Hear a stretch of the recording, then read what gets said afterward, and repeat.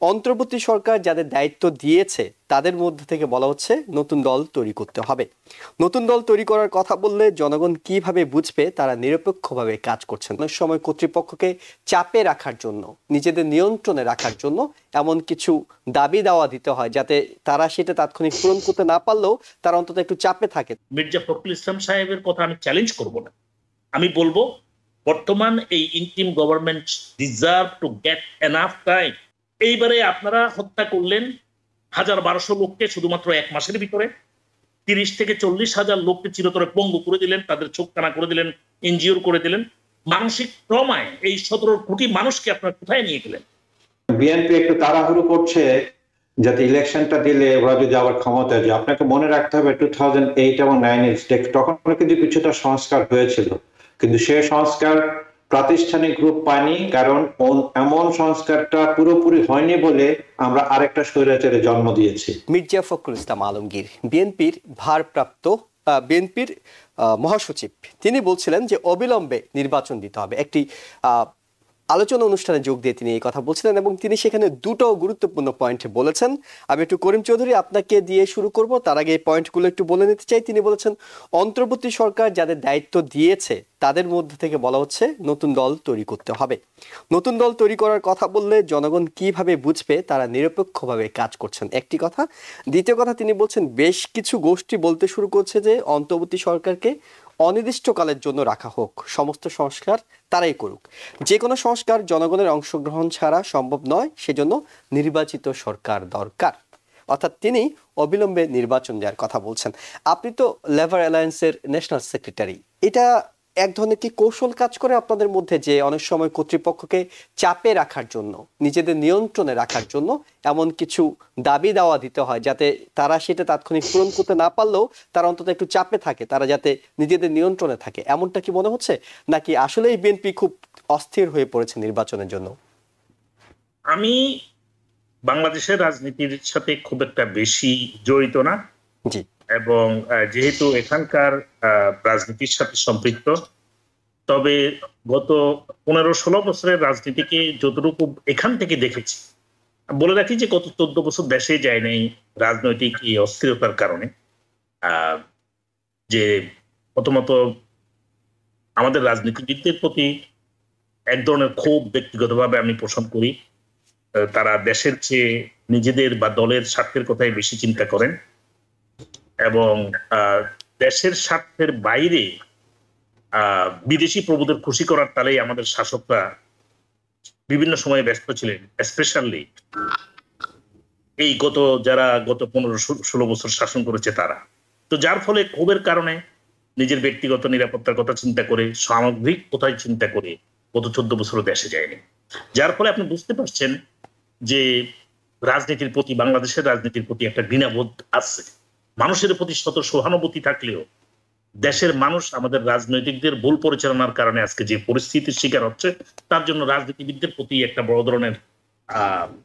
ধরনের একটা কি বলবো যে আস্থাহীনতা সৃষ্টি হয়েছে। আমার ব্যক্তিগত বলবো, মির্জা ফখরুল ইসলাম আলমগীর একটা বড় দলের সাধারণ সম্পাদক, তিনি জাতীয় রাজনীতিতে তিনি পরিচিত একজন খুব সৎ, খুব পরিষ্কার, ক্লিন ইমেজের মানুষ হিসেবে পরিচিত, সজ্জন ব্যক্তি হিসেবে রাজনীতিতে তিনি সজ্জন ব্যক্তি হিসেবে পরিচিত।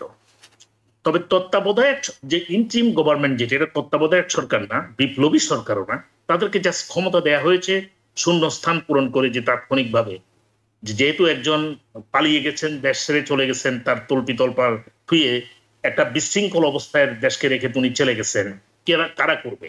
আন্দোলন যারা করছে, তার এই অবস্থা সৃষ্টি করছে, তারাই তাকে মনোনীত করেছে এবং সেখানে আছে। তার ম্যান্ডেটটা কি ছিল?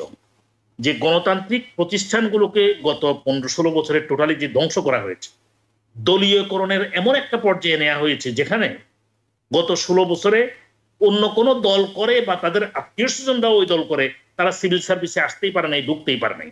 যার ফলে সরকারি যে আমলাতন্ত্র টোটালি ব্রোকেন হয়ে গেছে, দলকানা হয়ে গেছে। প্রতিষ্ঠানগুলোকে ব্যক্তির নিয়ন্ত্রণে নেওয়া হয়েছে। যে কনস্টিটিউশনাল ইনস্টিটিউশন যেগুলো ছিল, আমাদের বিচার বিভাগ, আমাদের যারা বিভিন্ন মনে করেন আমি আর দামির নির্বাচন থেকে শুরু করে যে লেজিসলেশন আপনারা ক্রিয়েট করলেন, যে সমস্ত নেতৃবৃন্দকে ইলেক্টেড করাই আনলেন, তারা তো আসলে জনগণের প্রতিনিধি নয়, আমি এন্ড আমি। তো যার ফলে এই যে একটা হযবরল অবস্থা সৃষ্টি করলেন, এই অবস্থা থেকে যদি কোনো আমাদের ত্রাণ পেতে হয়, তাহলে এগুলোকে ঠিক করার আগে যারা নির্বাচন চায়, তারা কি আরেকটা কথা বলে নির্বাচন চাচ্ছে? মির্জা ফখরুল ইসলাম সাহেবের কথা আমি চ্যালেঞ্জ করব না, আমি বলবো বর্তমান এই interim government deserve to get enough time to reform the existing broken system so the people can enjoy their voting right, they can elect their representative. যদি এটাই না হয়, এইবারে আপনারা হত্যা করলেন ১,১২০০ লোককে শুধুমাত্র ১ মাসের ভিতরে, ৩০ থেকে ৪০ হাজার লোককে চিরতরে পঙ্গু করে দিলেন, তাদের চোখ কানা করে দিলেন, ইনজিওর করে দিলেন। মানসিক ট্রমায় এই ১৭ কোটি মানুষকে আপনারা কোথায় নিয়ে গেলেন? ইকোনমিক দিক থেকে এই দেশটাকে কোথায় নিয়ে যাচ্ছেন? একটা জঞ্জাল, একটা আফ্রিকার সেই মরুমের, আপনি মনে হয় যেন কেনিয়ার চেয়েও খারাপ অবস্থায় আমরা চলে গিয়েছি, ইথিওপিয়ার চেয়েও খারাপ অবস্থায় চলে গিয়েছি। তারপরে যদি আমরা শিক্ষা না পাই, আমাদের রাজনৈতিক নেতৃবৃন্দ, আমাদের দেশের জনগণ, আমরা যারা বাইরে আছি, আমি সমস্ত প্রবাসীদেরকেও অনুরোধ করব, রাগ, ক্ষোভ, ঘৃণা যাই আপনাদের ভিতরে থাকুক না কেন, সেটা আমাদের জন্মভূমি। এই জন্মভূমির এই দুর্যোগপূর্ণ সময়ে যে সুযোগটা ছাত্র জনতা আমাদের হাতে আনি দিয়েছে, এটাকে কাজে লাগিয়ে আমাদের যে সংস্কার করা দরকার, বর্তমান সরকারকে অবশ্যই তাদেরকে প্রেসারে রাখতে হবে, সমালোচনায় রাখতে হবে, সংস্কার যেখানে দরকার সেখানে প্রায়োরিটাইজ করে সেটাকে করতে হবে, এবং তাদের মধ্য দিয়ে করানো উচিত। দলকানা বিএনপি, আওয়ামী লীগ, জাতীয় পার্টি, জামাত, তাদেরকে ক্ষমতায় দিয়ে আপনি দেশের জন্য, জনগণের জন্য যে সংস্কারের কথা চিন্তা করবেন, সেটা হবে না। আমরা অতীতে এরকম সততার একটা ব্রডার চিন্তা ভাবনার যে জাতীয় চিন্তাবোধ, সেটার পরিচয় আমরা অতীতে কখনোই দিতে পারিনি। যে দলই বাংলাদেশের ক্ষমতায় গিয়েছে, তারা তাদের নিজস্ব সংকীর্ণতার উঠতে পারছে বলে মনে হয় না। যার ফলে আজকে দেশের যে পরিস্থিতি, এই পরিস্থিতিতে আমি অনুরোধ করব বাংলাদেশের নাগরিকদেরকে, এবং যারা বাইরে, আমরা যারা বাইরে আছি প্রবাসী, তারা যেন বর্তমান এই সরকারকে সাপোর্ট দেয়, যে একটা নির্বাচন এবং যে সংস্কার, জরুরি সংস্কার দরকার। আমাদের কনস্টিটিউশন মানুষের অধিকারকে আপিল করার জন্য, ভোটাধিকারকে আপিল করার জন্য, ইকোনমিক যে ক্রাইসিস, আপনি দেখেছেন যে কিভাবে করাপশন হয়েছে।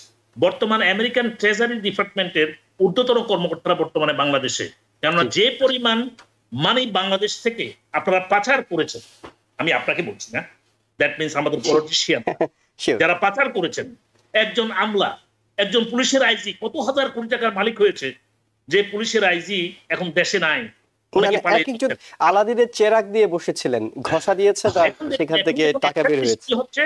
এখন ১০০ মানে অ্যারেস্ট করা হচ্ছে তাদেরকে, কিন্তু আমি এই অ্যারেস্টের, এই যে গণ অ্যারেস্ট, এটার বিপক্ষে কারো বিরুদ্ধে সুস্পষ্ট অভিযোগ না থাকলে তাকে অ্যারেস্ট করে তাকে ক্লিন ইমেজের সার্টিফিকেট, আপনারা দেখেছেন যে বর্তমান দুর্নীতি দমন যে অফিসটা, সেটা আওয়ামী লীগের ক্ষমতাসীন দলের অনেককেই ডেকে নিয়ে তাদেরকে ক্লিন ইমেজ সার্টিফিকেট দিয়ে দিয়েছে উইদাউট এনি কাইন্ড অফ। সেই বিষয়টা নিয়ে আমরা হয়তো আরেকদিন কথা বলবো। আমি একটু প্রফেসর ডক্টর কবির হাসান, এই বিষয়ে আপনার মন্তব্য জানবো। BRAC institute of governance and development, তারা একটা জরিপ প্রকাশ করেছে। তারা বলছিল সেই জরিপে ৮১% চান সংস্কার না হওয়া পর্যন্ত অন্তর্বর্তীকালীন সরকার টিকে থাকুক। ৪৭% উত্তরদাতা বলছেন অন্তর্বর্তী সরকারের মেয়াদ ২ বছর থেকে বেশি হওয়া উচিত, এবং ৩৫% বলছে এটি ১ বছর বা তার কম হওয়া উচিত। আপনার কাছে কি মনে হয়? ১ মিনিটে শুনে হয়তো আমরা আজকে শেষ করব। দেখুন, যে যায় লঙ্কা সে হয় রাবণ। মানে যারা বলছে যে সংস্কার মানে কতদিন চলবে, সেটা একটা প্রশ্ন। কারণ মানে দেশ তো পরিচালনা করবে আলটিমেটলি জনগণের ভোটাধিকারে নির্বাচিত রাজনীতিবিদরা বা এমপিরা, তাই না? তো এখন হিস্টোরিক্যালি দেখা গেছে যে 1975, 1990 ও 2024 এর যে আসলে বিগেস্ট বেনিফিশিয়ারি হলো বিএনপি। এখন বিএনপি একটু তাড়াহুড়ো করছে যাতে ইলেকশনটা দিলে ওরা যদি আবার ক্ষমতায় যায়। আপনাকে মনে রাখতে হবে 2008 এবং 2009 তখন কিন্তু কিছুটা সংস্কার হয়েছিল, কিন্তু সে সংস্কার প্রাতিষ্ঠানিক রূপ পায়নি, কারণ এমন সংস্কারটা পুরোপুরি হয়নি বলে আমরা আরেকটা স্বৈরাচারে জন্ম দিয়েছি। এখন আমি কিন্তু সংস্কারের পক্ষে, যে জিনিসগুলো মিনিমাম করা দরকার এবং এইগুলো করতে হলে 1 বছরে হবে না, আমার এস্টিমেট হলো মিনিমাম 3 থেকে 5 বছর লাগবে। কিন্তু এট দি সেম টাইম আমি একটা শঙ্কার কথা বলছি, যারা সংস্কার করতে এসেছেন আপনি দেখবেন যারা সংস্কারবাদী বিভিন্ন কমিশন, তারা বেসিক্যালি কনসালটেন্সি গ্রুপ বাংলাদেশের, তারা হলো এনজিও গ্রুপের লোক, তারা কিন্তু ইন এ সেন্স যে ইন্টারমিডিয়ারি আমরা যেটা বলি এক ধরনের বুর্জোয়া এলিট ক্লাসের লোক, তাদের দ্বারা কতটা সংস্কার হবে সেটা নিয়েও কিন্তু যথেষ্ট সন্দেহ আছে। যে ছাত্ররা এই পরিবর্তন এনেছে, যে ছাত্রদের কিন্তু সব জায়গায় মানে সম্পৃক্ত করা হচ্ছে না। ছাত্রদের কাছ থেকে মোহাম্মদ বারবার যদিও বলেন যে ছাত্ররা আমাকে দায়িত্ব দিয়েছে, আমি দায়িত্ব পালন করে যাব, কিন্তু আমি স্যারকে বলবো, উনি পূজনীয় লোক, যে আপনি ওদেরকে ইউজ করেন, কারণ এই জেনারেশন ডিফারেন্ট ভাবে চিন্তা করে, যাদেরকে আপনারা বসিয়ে ডক্টর কবির হাসান তাদেরকেও দেওয়া হবে, অর্থাৎ কমিশনের প্রধান হয়তো তারা হননি 6টি কমিশনের, কিন্তু সদস্য হিসেবে তারা থাকবেন, ছাত্ররাও থাকবেন। কিন্তু যে বিষয়টা, দুটো বিষয়, একটা হলো বিএনপি এত তাড়াহুড়া কেন করছে? তারাও কি বুঝছে না যে এই সরকার যারা দায়িত্বে আছেন তারা আন্দোলনের ফসল, যেটি হয়তো তারা পারেনি, ছাত্ররা করেছে, সবাইকে নিয়েই করেছে। এখন তাদেরকে সময় যেটা দেওয়া দরকার সেটা যদি না দেয়া হয়, 5 বছর পর তো বিএনপিরও বিদায় নিতে হতে পারে, কিংবা বিদায় নিলে আরেকটা স্বৈরাচার আবার চলে আসতে পারে। তারা কেন এতদিন তো বলছিল যে সময় দেবে, যতদিন দরকার সময়, হঠাৎ করে তাড়াহুড়া করছে কেন, সেটা কেন মনে হয়? কারণ তারা ক্ষমতা দিতে চাচ্ছে, পিওর এন্ড সিম্পল, এবং সেই সময়টা দিতে চাচ্ছে না। তারা বুঝতে পারছে যে তাদের একটা ভয়ের কথা ঠিকই আছে, যারা সংস্কারপন্থী লোকজন যারা ক্ষমতা আছেন এখন, তার এই দল তৈরি করার কথা বলা, মুখ ফুসকো করা ঠিক না, কারণ দ্যাট ক্রিয়েটস এ কনফিউশন, তাই না? তারা কি অল্টারনেটিভ একটা দল তৈরি করে ক্ষমতায় চিরস্থায়ী করতে চায়, সেই ভয়টা কিন্তু থেকে যায়, তাই না? সেটাকে অস্বীকার করা যাবে না। কিন্তু বিএনপির তাড়াহুড়ো আমি আর কোন দলকে দেখিনি তাড়াহুড়ো করতে, শুধু বিএনপি করছে। বিএনপি তাড়াহুড়ো বন্ধ করা দরকার। এবং আমার মনে হয় না যে সবকিছু এই মানে ফখরুল ইসলাম সাহেব নিজের থেকে বলছেন, ওনার উপরে প্রেশার আছে যে আমরা তাড়াহুড়ো করে একটা ইলেকশন করি। দেখুন 3 দিন পরেই মানে 5 ইয়ার পরে 3 দিন বিএনপি মহাসমাবেশ করেছে, সেটাকে কিন্তু আমি লাইক করিনি, এটা দরকার ছিল না, এখনো রক্তের ঘা শুকায়নি, আমরা পরে করতাম, তাই না?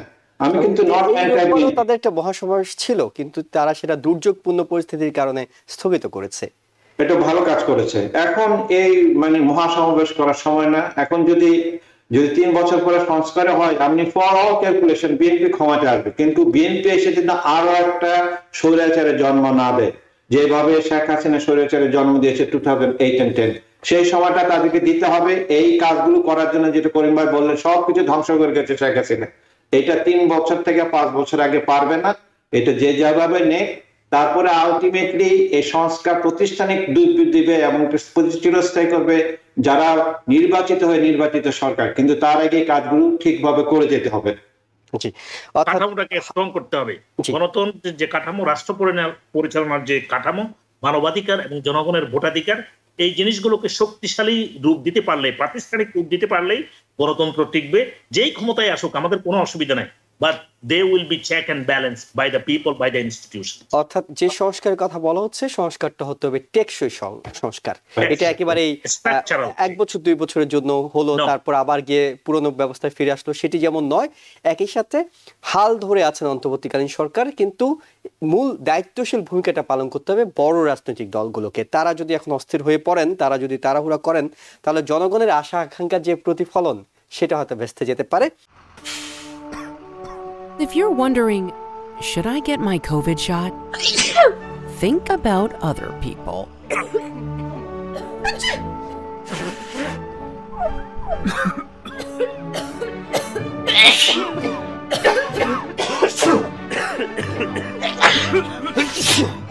Set a date to get your COVID shot and RSV if eligible. Learn more at nj.gov/health/vaccines. New York থেকে সম্প্রচারিত TBN 24 টেলিভিশন বিশ্বজুড়ে বাঙালির কণ্ঠস্বর।